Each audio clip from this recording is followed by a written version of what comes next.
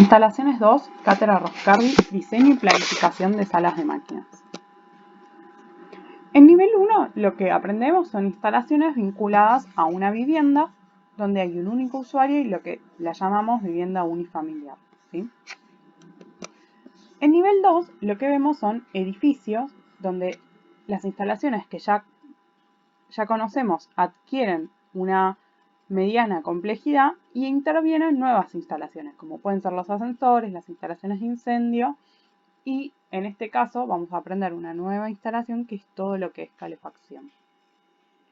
Más allá de eso, los edificios tienden a la verticalidad. Eso no quiere decir que existan edificios de baja altura y de mucho desarrollo longitudinal, pero tienden, por lo menos los que tenemos en la ciudad, tienden a la verticalidad.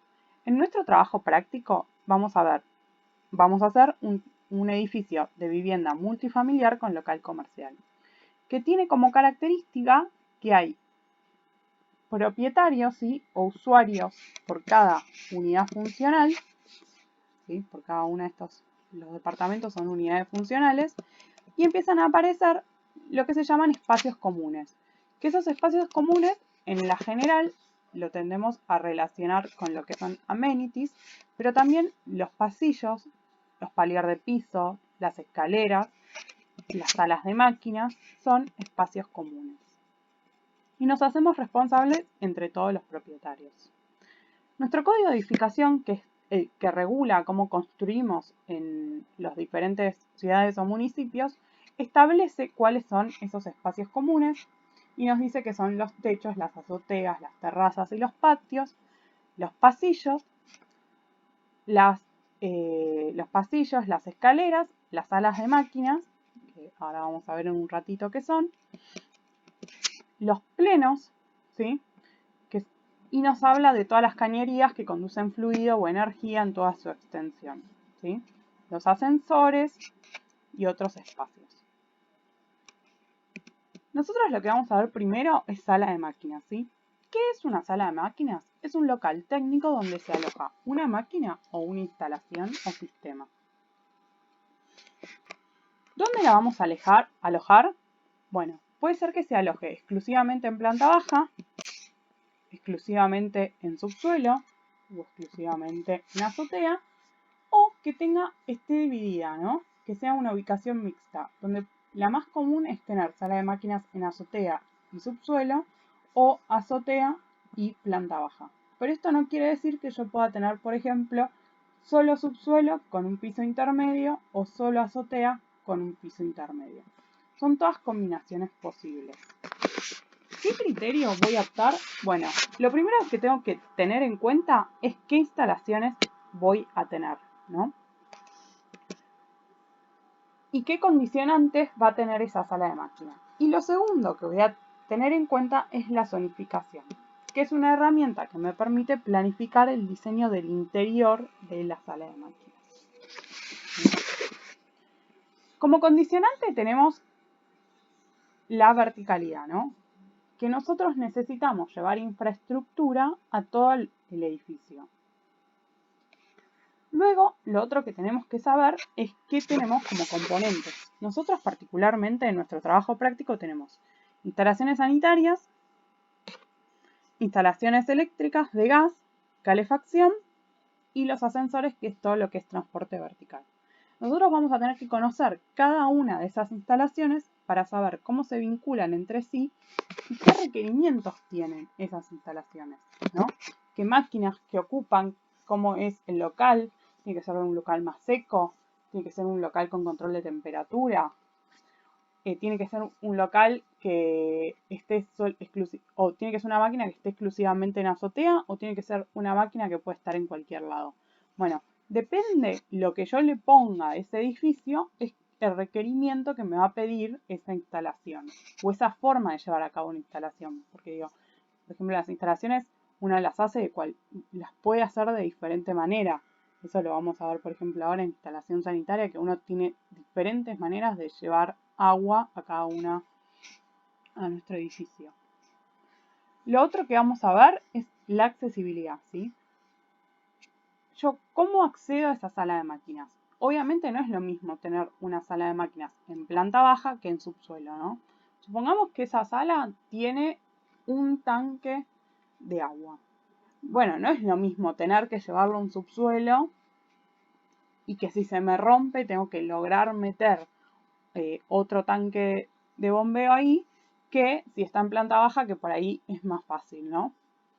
Entonces, tengo que ver cómo es ese espacio, no solo en relación a la máquina, sino también al usuario de ese espacio, porque existe un usuario en las salas de máquinas que son los que los mantienen y reparan o los operan esas máquinas.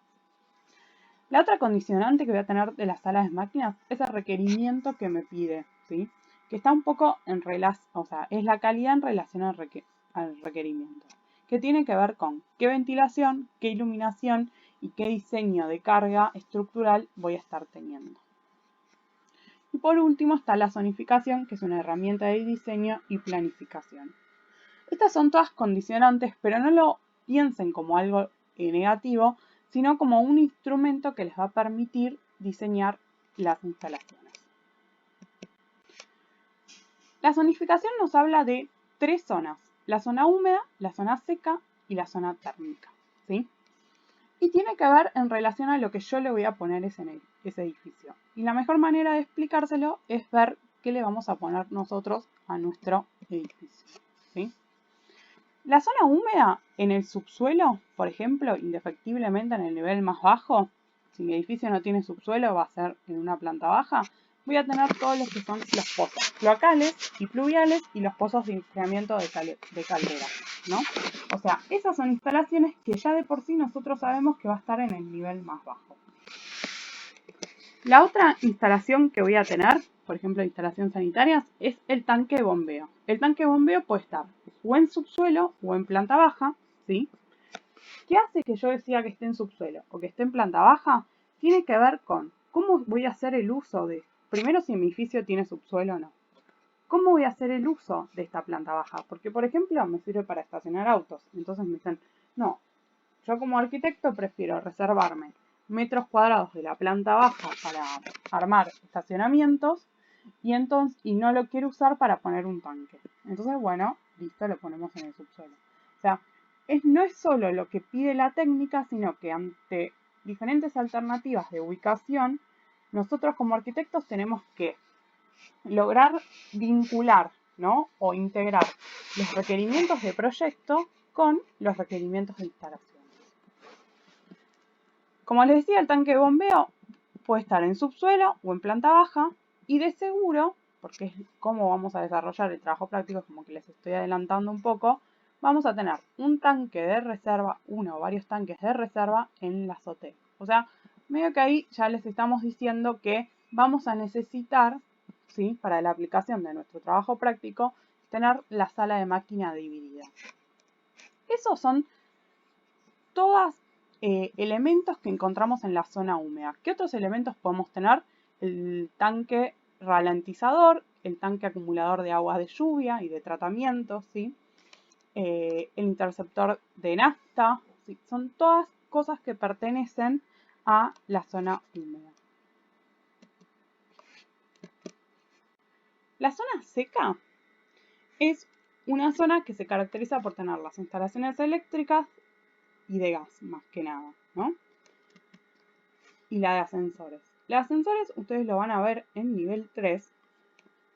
Tenemos los ascensores electromecánicos, que son estos que vemos acá. La sala de máquinas son en azotea, ¿sí? Y los ascensores hidráulicos, ya lo van a aprender, pero las salas de máquinas pueden estar en otros lugares, no necesariamente en azotea, pueden también estar en subsuelo o en otros lugares. Pero bueno, es una tendencia que tenemos sí o sí un sobrerecorrido del ascensor y una sala de máquinas de ascensores en la azotea. Después vamos a tener todo lo que es tableros eléctricos, medidores eléctricos, ¿sí? En nuestra instalación, en nuestro edificio, que puede estar en subsuelo o en planta baja. También depende del consumo que tenga nuestro edificio, la empresa proveedora nos puede pedir un lugar para una cámara transformadora. Eso lo vamos a ver más adelante en electricidad, que es un espacio que se le cede a la empresa. Otra cosa que vamos a poder tener, que lo podemos tener en un subsuelo o lo podemos tener en una planta baja o en un patio al aire libre. Hay algunos lugares que también lo tienen en azotea, son todo lo que es backup eléctrico de grupo electrógeno, ¿sí? El grupo electrógeno que va a tener nuestro edificio va a ser chiquito porque es para cubrir determinados servicios. Pero bueno, los grupos de electrógenos son motores que hacen ruidos y que transmiten vibraciones y que requieren de determinadas condiciones acústicas y de ventilación de la sala, que hace que varíe por a veces mucho el costo entre tenerlo arriba o tenerlo en un subsuelo o tenerlo en un patio, ¿no? Depende de la técnica y las dimensiones del equipo, uno termina decidiendo dónde ubicarlo. Y luego podemos tener la sala de medidores de gas, ¿sí? Ya sea para las unidades funcionales como para los servicios generales de caldera, por ejemplo, si tuviésemos una caldera o termotanques a gas que alimenten de manera central todo el edificio. Bueno, todo eso puede estar en subsuelo o en planta baja y va a tener requerimientos diferentes. Esa sala depende de la ubicación en la que esté. Como zona térmica, esto es algo que vamos a aprender ahora en instalaciones 2. Podemos tener todo lo que es agua caliente por colector solar, que es algo que no se ve aún. Vamos a tener, que lo van a desarrollar en nivel 3, lo que es torres de enfriamiento y unidades exteriores para la refrigeración. Vamos a ver calderas, ¿sí? Las calderas me pueden proveer agua caliente sanitaria y también lo que es calefacción para el confort. Esas calderas se pueden ubicar, acá tenemos varios modelos y dimensiones, esta que parece una heladera es una caldera también de condensación. Pueden ubicarse en subsuelo, pueden ubicarse en planta baja y también si uno quisiera podría ubicarse la planta térmica, porque esto se llama planta térmica, en azotea, ¿sí? Cuando veamos calefacción vamos a ver cuál es la ubicación más conveniente según cada situación, ¿no? Vamos a desarrollar todos esos criterios. Si la caldera se va a utilizar para agua sanitaria, bueno, va a estar vinculada a un tanque intermediario. Y si la caldera se utiliza para darnos calefacción, va a estar vinculada a un intercambiador de calor y si esa caldera es de vapor, va a estar vinculado a un pozo de condensación, a un tanque de condensación. Podemos optar como proyectistas no tener, digamos, que la caldera sea la que me provea el agua caliente sanitaria y a su vez la calefacción. Y podemos optar porque esto sea independiente, entonces ahí lo que hacemos es reservar la caldera para todo lo que es confort y poner termotanques que pueden ser comunes, a alta recuperación, a gas o eléctricos para lo que sea alimentar el agua caliente sanitaria. Eso puede estar en un subsuelo, en una planta baja, en cualquier piso intermedio o en una azotea, depende de la decisión.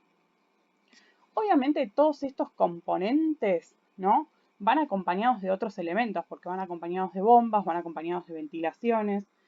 La caldera puede tener tiene un zorro, entonces, bueno, todo eso, uno cuando decide el equipo, la tecnología de ese equipo, va a decidir las características constructivas de esa sala.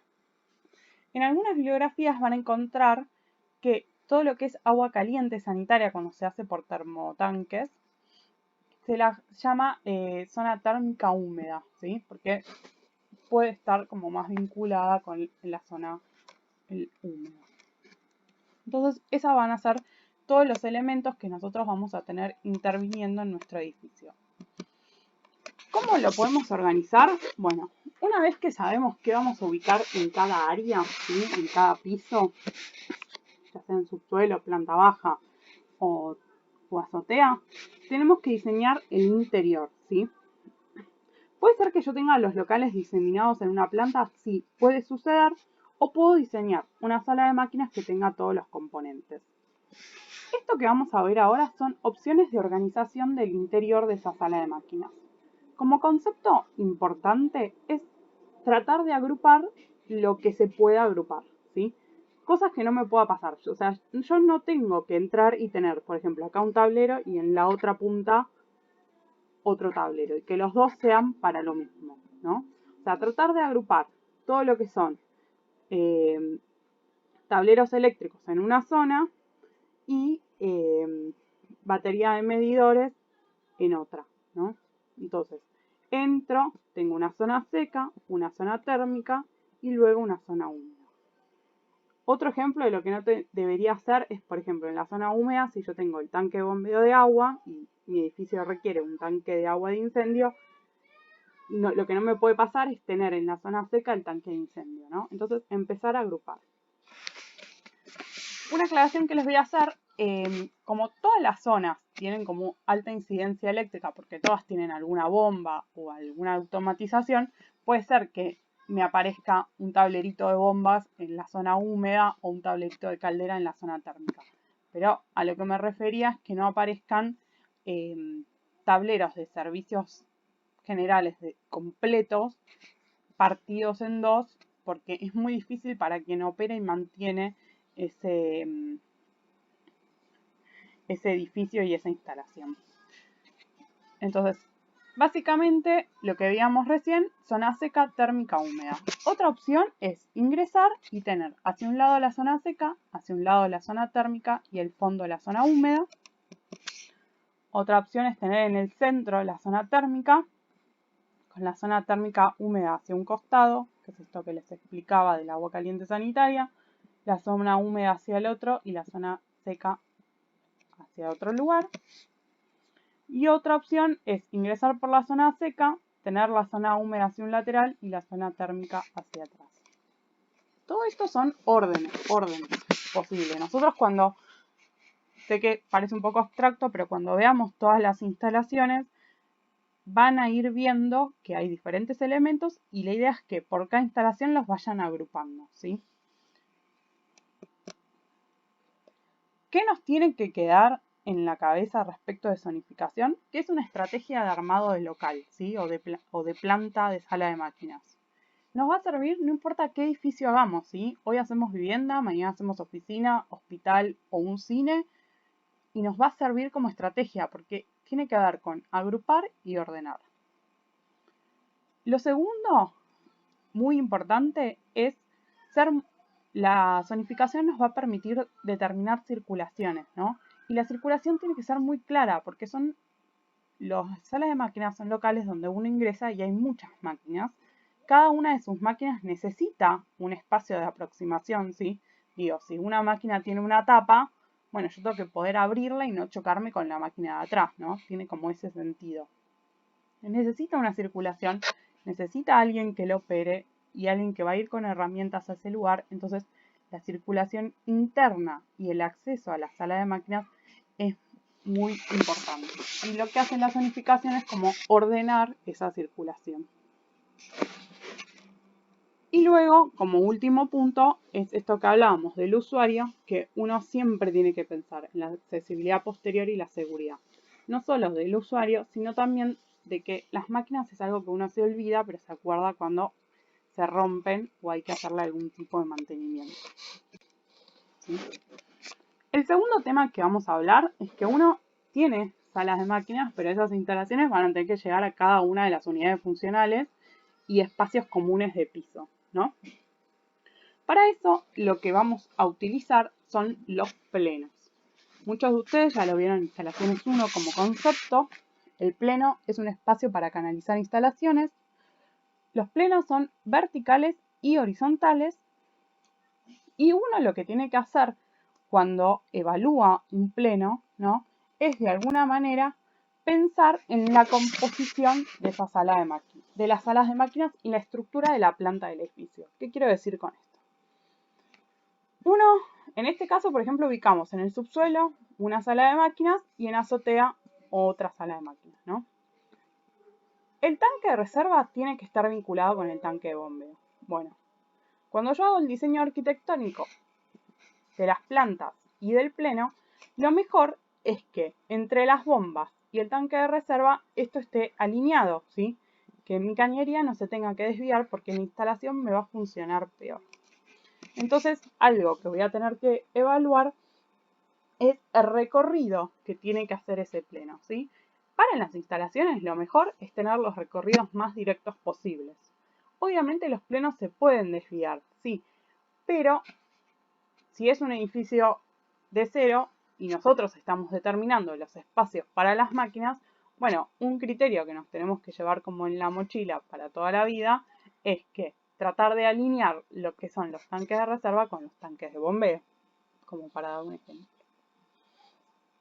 Después, otra cosa que uno tiene que saber es que los plenos se pueden ir achicando a medida de que uno va alimentando las cosas que tienen que ir.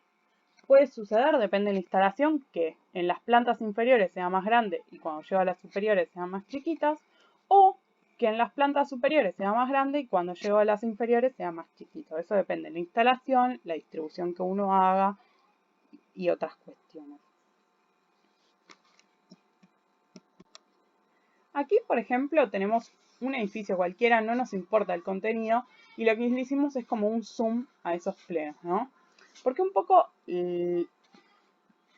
la estrategia de los plenos es saber que, primero, en qué áreas las puedo ubicar. Obviamente es preferible ubicarlos en espacios comunes del edificio, que yo no le tenga que tocar la puerta a Pedrito y decirle, perdón, Pedrito, necesito entrar para acceder al pleno porque a la señora del quinto tengo que cambiar todo el caño vertical.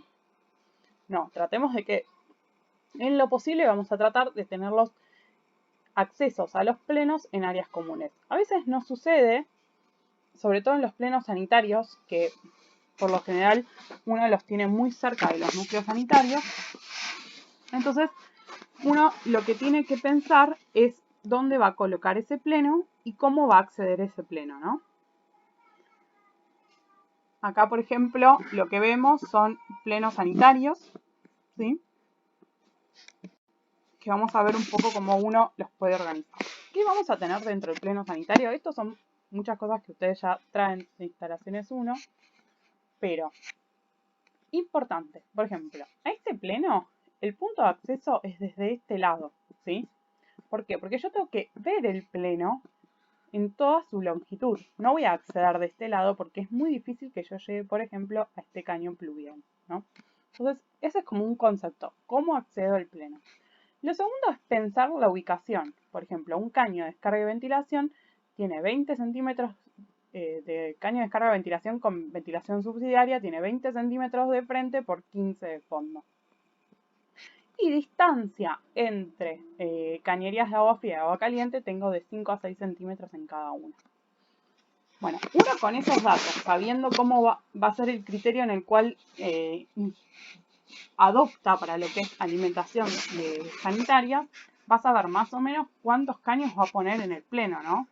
O sea, a priori sin hacer ningún cálculo, en principio vamos a saber si tenemos 1, 2 o 3 caños de descarga de ventilación y cuántas montantes de agua caliente vamos a tener y bajadas de agua fría.